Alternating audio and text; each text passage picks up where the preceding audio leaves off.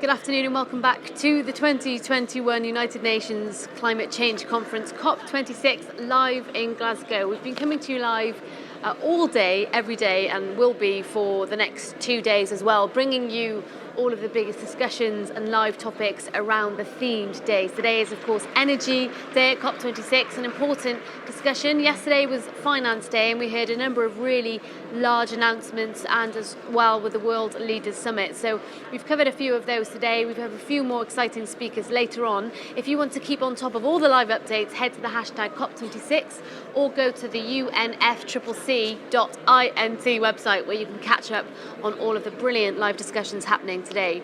So many of us that are here, including 53,000 of you who registered live and virtually as part of COP26, are keen to hear more about the genuine changes that are coming out of the commitments being made. There's a huge appetite to halt and a need to halt and prevent global temperatures reaching 1.5 degrees and beyond. So we're looking at a number of ways and at some really exciting initiatives that are transforming that.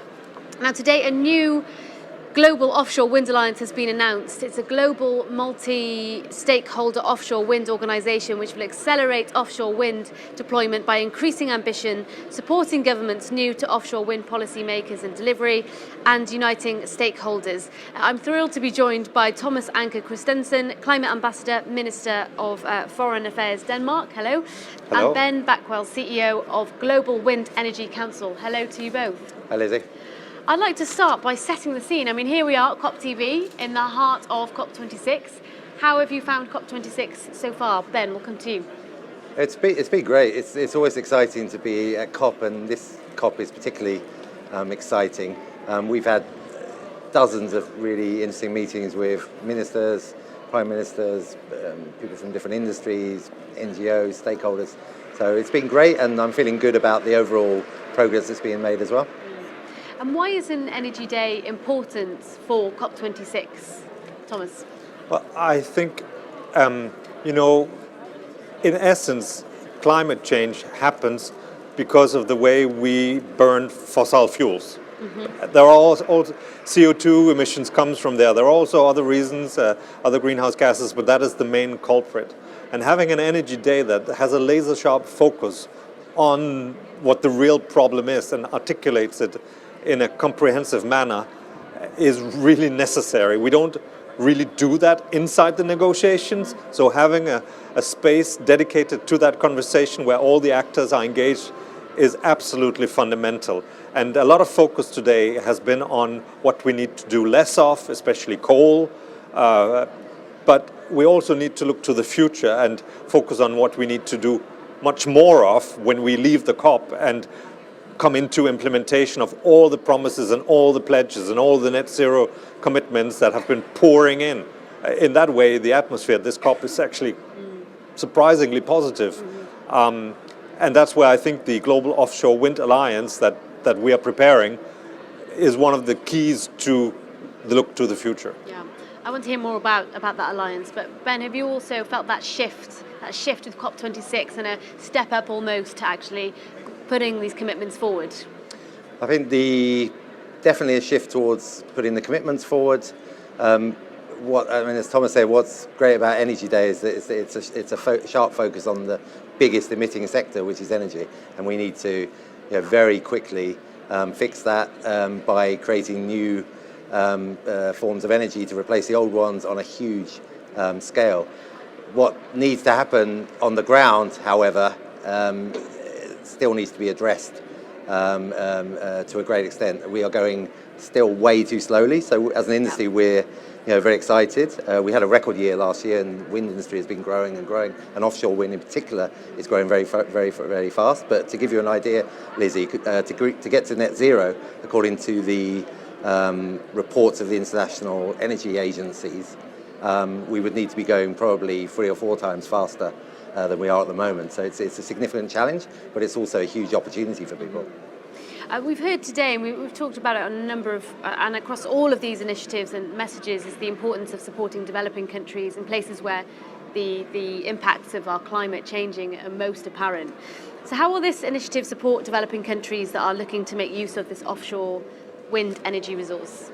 Well, I think once we bring all the partners to the table, and that's why we are taking a moment to make sure that we have all the governments that are interested, north, south, large, small, developed, developing, but also the wind industry and the finance at the same table in order to have the conversation on what it takes to scale up rapidly in all types of markets. And especially for the developing countries, there's a need also for technical assistance. There's a need for them to learn how to operate a grid based on renewables. That's a very different animal than having a fossil-based energy system. Denmark, as part of our cooperation with 19 countries around the world, have that as a core component of what our energy agency tries to give to the energy agency partners in all those countries, and once they have learned both how to regulate it and how to operate it, they are also ready then to scale up, working with the industry, the private investments and everything that is needed actually to go to takeoff. Yeah. And in terms of kind of targets, roadmaps and timelines, talk about the urgency that's needed. Ben, you're the CEO of Global Wind Energy Council. How do you see the pathway for achieving that ambition? We've got some of the ambitions here. A target of 380 gigawatts to 2030 from today's 35. How are you going to achieve that? Yeah, so we, along with Irina, we submitted and published a United Nations Global Compact for those 380 gigawatts as a way of kind of bringing the commitment together and stating the ambition. I mean, to give you an idea, today we're at around 35, 40 gigawatts. So we need to grow very, very fast. The good news is that there's a lot of offshore wind in the pipeline. We think there's around 230 gigawatts already being planned. So it's not a kind of crazy ambition. It's doable, but it will require a very rapid scale up. I mean, the main thing we need is for clarity in policy making. I mean, the private sector, will bring the investment, and something like 85-90% of investment in wind energy comes from the private sector. Yeah. But without government and without political support, and also without communities and people supporting us, we'll never get to that. So it's really a common effort that we need to get to this. But it's also very exciting and will bring a lot of benefits for people. Tomas, can you speak on that, about how the private sector is so important, such a big part of that, and how will they contribute to that alliance? But obviously the private sector is at the forefront of actually making the investments, building the pipeline, but also creating the capacity at country level for an offshore wind industry. That's a huge network of small and medium-sized enterprises and capacity that it really takes once the regulatory framework is in place. In some countries you might be able to maybe import parts of it, but in large markets like India or Korea or Japan, Australia, and so on, they will need to build their own industry for doing this, and that is a private sector undertaking par excellence. Yeah. We talk a lot about urgency, and we've mentioned the roadmap and time. How does it look, say, in the near future, in the next few years, in the critical time that we keep talking about at COP26? Is this acceleration going to be seen in, say, 2, 3, 5 years, as opposed to the 10 that we always talk about with 2030 limits? I mean, first of all, what really gives us a lot of hope is that there's unprecedented interest in this technology. I mean, we have so many countries now coming to us and working with countries like Denmark, who've already done a lot of offshore wind, to coming on and saying we would like to do this too. And we didn't have that before. So there's a real momentum behind this technology. We also, as I said, there is a lot that's already happening, that's in planning, and a lot of projects, and it's been spreading from the European countries and China to now many, many more countries coming on board. So there will be an acceleration in the next 3 to 5 years, but it's not the acceleration we need. There'll be a much bigger acceleration when we get all the framework and the learnings in place in many more countries across the world.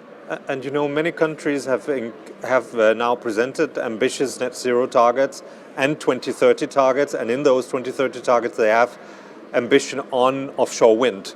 Yeah. That will need to be delivered on, but I think Ben and I agree that actually most of these countries could be much more ambitious if they had the right regulation and the technical knowledge, because then you can really scale. So I think our joint effort in the Alliance will really be to bridge that barrier and make sure that we get to take off much earlier. Yeah. What would be, for both of you, your key message to decision makers here at COP26 and to those who may be wanting to learn more about the offshore wind farm industry? Ben? The message is let's do this together, and let's get down to really working together and making it happen. The technology's there, the technology's amazing, and people are excited and inspired by it. The need is there, and the opportunity is there for people to create new jobs and new environments around them. So let's get together and do this. And Thomas? If you have the political will and you ask for the support, we will find ways to help you get there. Lovely message to finish on there. Clear cut. I think there's a huge amount of urgency needed around this. Thomas and Ben, thank you so much for coming live to COPTV today, COP26. I hope you have a good rest of the week. I'm sure you're busy, both of you. Lots planned. Thank you so much. Lots to do. Thank you so much. Thank you very much, Lizzie. We'll be